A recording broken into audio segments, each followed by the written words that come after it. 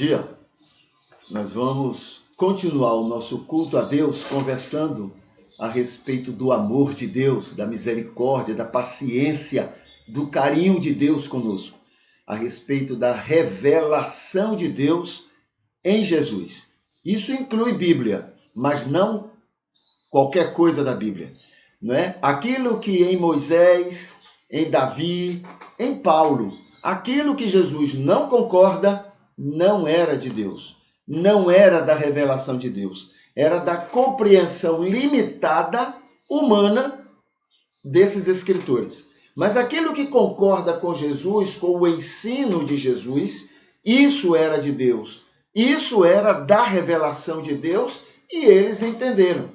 Então, Jesus é esse jeito que a gente tem para conhecer melhor, né, exatamente a vontade de Deus em relação a tudo aquilo que o texto bíblico está ensinando. Tá bom? A gente começa então aqui no momento devocional. E aí a gente vem para o Sermão do Monte.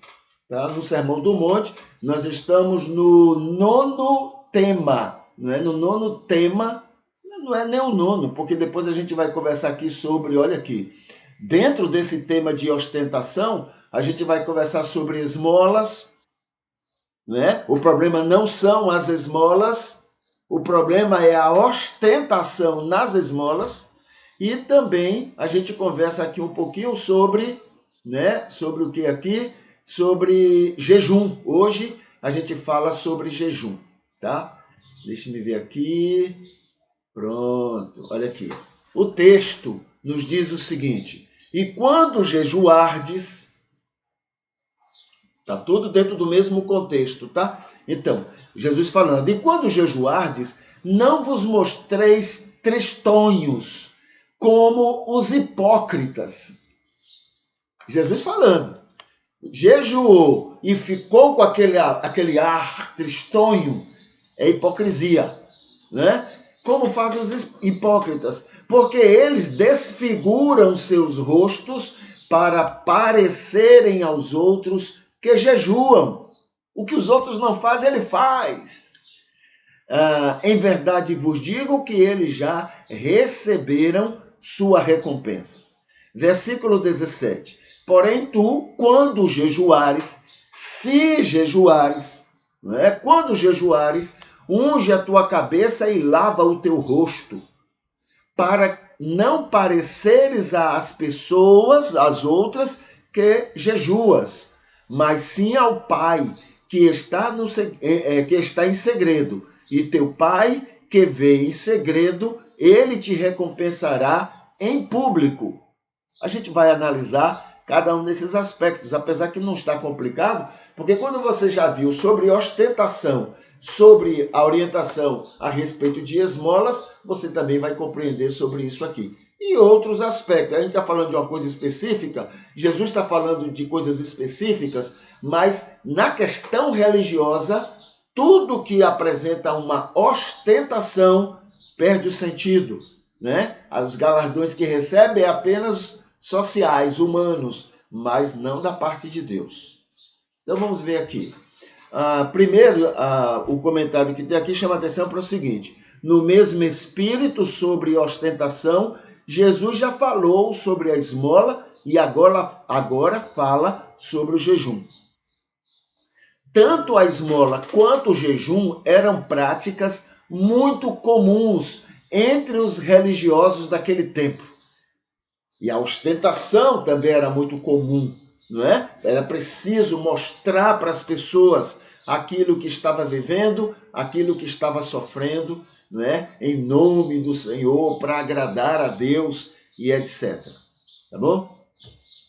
O terceiro era uma maneira de mostrar-se religioso, de mostrar, né? Era uma maneira de mostrar religioso, de mostrar-se com autoridade para cobrar dos outros.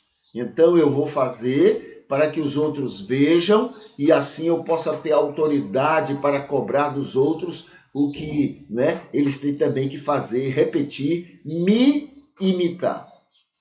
Então, maneira de mostrar-se de autoridade para cobrar dos outros com autoridade para serem vistos como exemplo religioso. Então era muito comum isso naquela época, tá? E de uma maneira ou outra, muito comum também entre nós, né? Muito comum no mundo cristão atual, né? Então essa ostentação, eu me mostrar aos outros como alguém muito religioso, muito espiritual, né? Quando você vê aquelas pessoas com aquelas repetições, Deus, Deus, Deus, é meu Jesus, isso tudo é uma maneira de ostentação. Mostrar aos outros que você é muito espiritual, mostrar aos outros que você é muito ligado a Deus, que você é uma pessoa especial. Tudo isso é ostentação. E serve, a mesma orientação serve também para essas pessoas e essas situações. Jesus não condena a prática por sentido religioso ou não, mas está criticando a ostentação, a busca de galardão público. Aí a pessoa diz, não, mas então eu não vou fazer. Não, não é isso. Ele está condenando a ostentação. E lembrando também que ele também não está mandando ninguém dar esmola e ninguém jejuar, não. Não existe aqui nenhuma obrigação nisso. É uma prática que já existia. Jesus apenas está regulamentando, né, para que aquilo não seja uma coisa prejudicial à pessoa e aos outros, mas seja algo que a pessoa está fazendo para Deus. Entendeu? Todas as práticas religiosas, elas são neutras em si mesmo.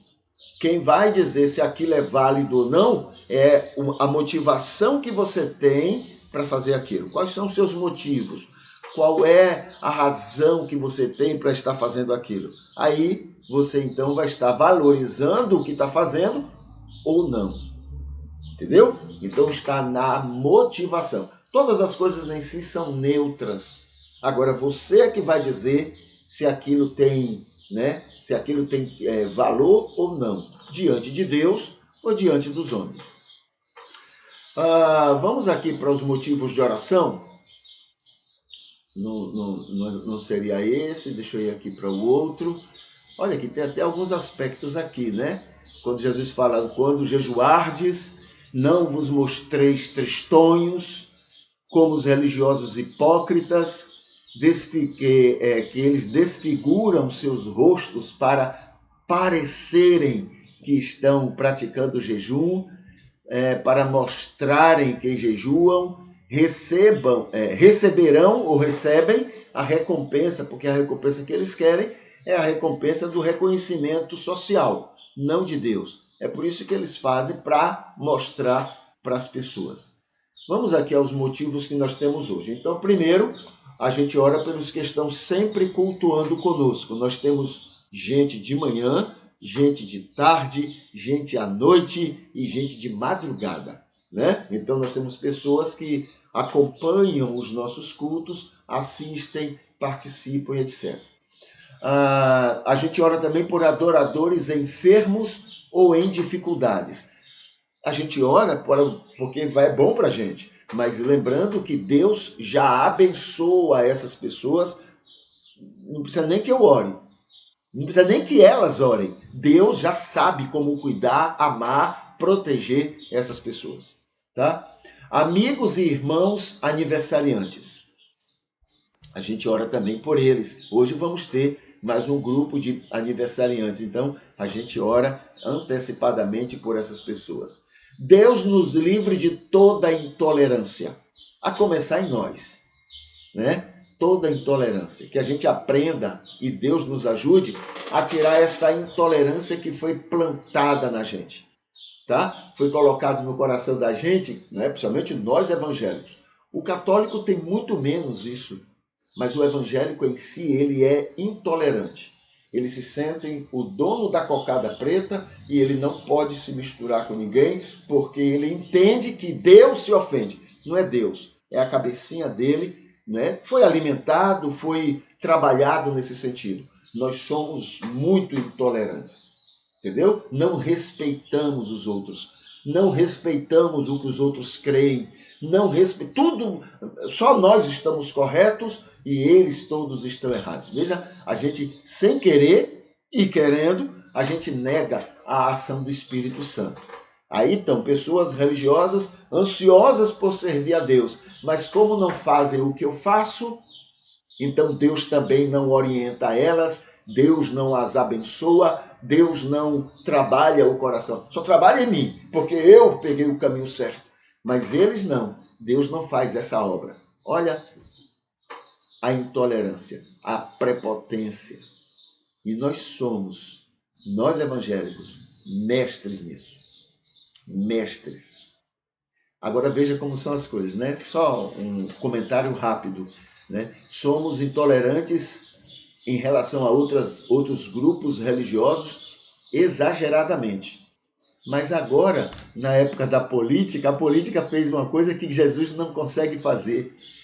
Reuniu todo mundo está pensando igual, todo mundo está orando junto, todo mundo está lendo a Bíblia junto.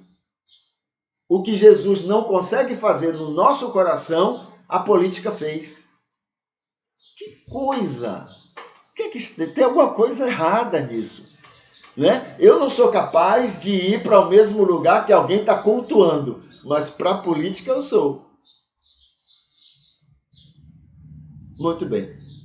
Isso é só um lembrete de quem somos nós, né? Como somos limitados, como somos maus, né? Como somos intolerantes, somos doentes, muito doentes, né? Só a misericórdia de Deus. Como é que ele enxerga nós? A minha maneira de entender, ele enxerga nós como crianças, aquelas criancinhas egoístas, cheias de vontade, cheias de gosto, tudo é meu, o meu é o melhor, você não sabe fazer como eu sei. Essa coisa de criança, essa criancice, não é? Nós temos com muita facilidade. Muito bem. Então Deus nos livre de toda intolerância. Outro pedido é que o mundo diferencie Jesus dos cristãos joio. Que as pessoas não fiquem pensando que aquilo que o cristão joio faz é o que Cristo faria. Entendeu? É engraçado que o joio consegue imaginar que sim, né? Jesus faria tudo o que eles fazem. Mas é interessante também que quando você vai conversar com o mundo, eles percebem. Não, isso aí tem nada a ver com Jesus. O Jesus que eu conheço é outro. Gandhi falou exatamente isso para aqueles cristãos ingleses, exploradores, né, que estavam lá em nome de Jesus, fazendo toda aquela coisa lá na Índia e enfim, em qualquer lugar do mundo. Foram os maiores escravocratas do mundo, né, em nome de Jesus. Enriqueceram vendendo gente e usando o nome de Jesus. Isso é um pedacinho do que somos como cristãos. E às vezes somos tão arrogantes, né? Muito bem. Então, outra coisa. A gente ora para que Deus não nos deixe pensar que ameaças de inferno convencem as pessoas do pecado. A gente tem essa mania, né? Mandar todo mundo para o inferno, você vai para o inferno, você vai para o inferno, você vai para o inferno, se você não aceitar aí, é fazer o que eu faço, entendeu? Se você não receber Jesus do meu jeito, se você não crer em Jesus do meu jeito, você vai para o inferno. Então a gente fica mandando todo mundo para o inferno. A gente aprendeu, foi ensinado para a gente que essa é uma maneira de levá-las a se converter. E isso não é verdade.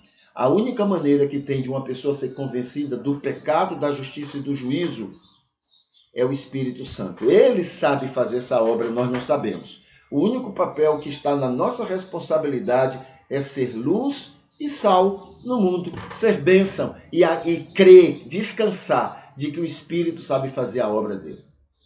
Certo? Muito bem. Também que não nos deixe pensar que somos obrigados a converter pessoas. Nós não temos obrigação de converter pessoas. Não é nossa responsabilidade isso. Essa é uma obra do Espírito. A minha obra é ser bênção para as pessoas. Minha lista de amigos com iniciais, né? Hoje eu vou estar orando por uma lista de nomes com as iniciais S, T e U.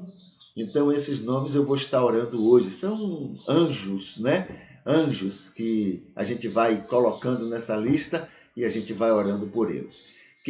que eles, Deus, faça só o que ele planejou para o nosso bem, né? Que ele só faça aquilo que ele planejou para o nosso bem. Não aquilo que a gente pede, porque a gente não sabe o que pede.